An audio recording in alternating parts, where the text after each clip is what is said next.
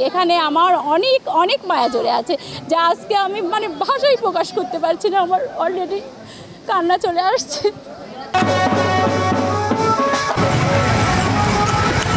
এই ছেলেগুলো যারা লেখাপড়া করে এখান থেকে গিয়ে আবার আসে আমাদের সঙ্গে দেখা করার জন্য, এটা আরও সবচেয়ে বেশি আনন্দ পাই আমরা।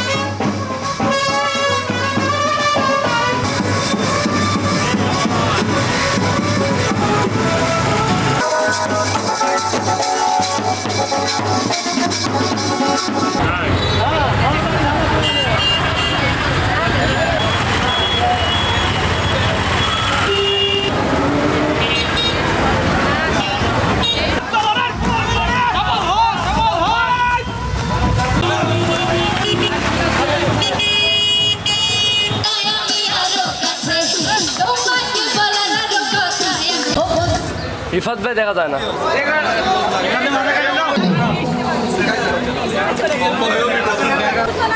আমরা পুরাতন যারা একসাথে পড়াশোনা করছি একটা সময়, আসলে আমরা সবাই এক জায়গায় হওয়ার জন্য এটা একটা ডেট ফিক্স করা হয়েছে আমাদের, যার কারণে আমরা সবাই ওই অনুভূতিটা, ওই স্কুল লাইফে যে আমরা মানে যে মজা আমরা করছি, যে দিনগুলো পার করে চলে গেছি আমরা, সেই দিনগুলোকে আবার তাজা করার জন্য এই পুণ্যমিলনী। আসলে আমার কাছে খুব ভালো লাগছে, আমাদের পুরাতন স্টুডেন্টদের পেয়ে খুবই ভালো লাগছে যে আগেকার দিনগুলো মনে হচ্ছে এখনকার শিক্ষা ব্যবস্থা আগেকার চেয়ে অনেক পরিবর্তন হয়েছে, তারপরেও তোমাদের মাঝে এসে মনে হচ্ছে যে আবার আগেকার দিনগুলো আমরা ফিরে পেয়েছি। ছাত্ররা যখন সাফল্যমণ্ডিত হবে বা কর্মজীবনে প্রবেশ করবে, বাবা মার পরে শিক্ষকরা কিন্তু আনন্দিত হয় এবং তোমাদেরকে দেখে ওই অনুভূতিটাই আসে যে আমি আমার সন্তানদেরকে বলি যে দেখো আমার এই ছাত্র এই জায়গায় আছে, ওই ছাত্র ওই জায়গায় আছে, ওদের স্কুল গ্রাউন্ডটা কেমন ছিল আর তোমাদেরকে আমি কিভাবে পড়াচ্ছি, কিন্তু ওরা যে লেভেলে গেছে এটা এখানে শান্তি। আমাদের এই শান্তিটা আসলে স্বর্গীয় শান্তি যেটাকে বলে আর কি। আমাদের স্কুল লাইফে আমরা মোটামুটি অনেক ভালো একটা সময় পার করেছি, যেখানে স্যারদের শাসন ছিল, এখন বর্তমানে শাসন নাই। তারপরেও আমরা যে শাসন পেয়েছি, স্যারেরা আমাদেরকে শাসন করতো। আমরা প্রাক্তন কিছু স্যার আছে যারা আমাদের মাঝে এখন নাই, যেমন আমাদের ফণিবাবু স্যার ছিলেন, তারপরে এখানে জালাল স্যার ছিলেন, আমাদের জলিল স্যার ছিলেন। আমরা তাদেরকে স্মরণ করছি। আমাদের স্কুল লাইফে আমাদের স্যারদের সাথে অনেক মজার সময় কাটিয়েছি, তারপরেও আমরা আজকে সবাই একত্রিত হতে পেরে আমরা খুব ভালো লাগছে আমাদের আজকে। এই পুণ্যমিলনের মাধ্যমে এই যে আমাদের স্কুল থেকে যে শিক্ষার্থীগুলো দেশের বিভিন্ন জেলায় 64 জেলায় কে কোথায় চলে আছে, কোন কর্মে আছে, তাদের মধ্যে একটা সেতুবন্ধন তৈরি করার প্রধান একটা হাতিয়ার হলো ওই পুণ্যমিলনী।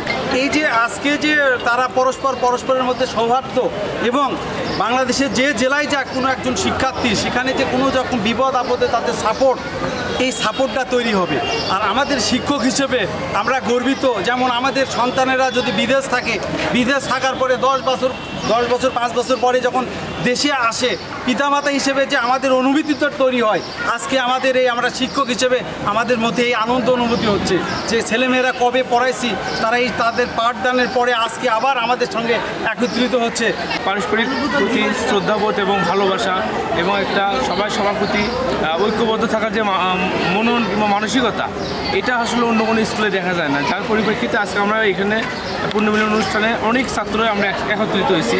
অনেক বড় ভাইরা আছে, ছোটো ভাইরা আছে, আমাদের সহপাঠীরা আছে, স্যারেরা আছে।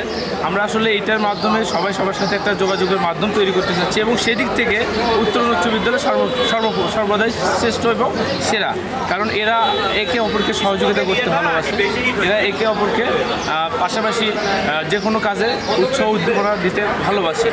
তো আজকে আমাদের সকালবেলা একটা বর্ণাঢ্য র্যালি হয়েছে, এরপর আমাদের আলোচনা সভা হচ্ছে, আমাদের বিভিন্ন কর্নারে ইতিমধ্যে আপনারা দেখেছেন যে বিভিন্ন কর্নারে গেট টুগেদারের মতন আড্ডা হচ্ছে, আনন্দ ঘন পরিবেশ তৈরি হয়ে গেছে।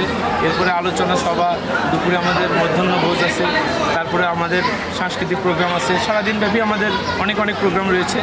আমাদের পরিবারের সবাই এই স্কুলে পড়েছে, একদম ছোট্ট 4 বছর বয়স থেকে আমি 10ম শ্রেণী পর্যন্ত এই স্কুলে পড়াশোনা করছি। এখানে আমার অনেক মায়া জড়ে আছে, যা আজকে আমি মানে ভাষায় প্রকাশ করতে পারছি না, আমার অলরেডি কান্না চলে আসছে। একটা বাবার যেরকম অনুভূতি হয় তার সন্তান যখন বড় হয়, উচ্চশিক্ষা করে, চাকরি বাকরি করে, উন্নতি করে, ঠিক আমারও তাই। এটা তো এই স্কুলের যারা ছেলেমেয়েরা লেখাপড়া করছে এটা সব তো সন্তান তুল্য আমার।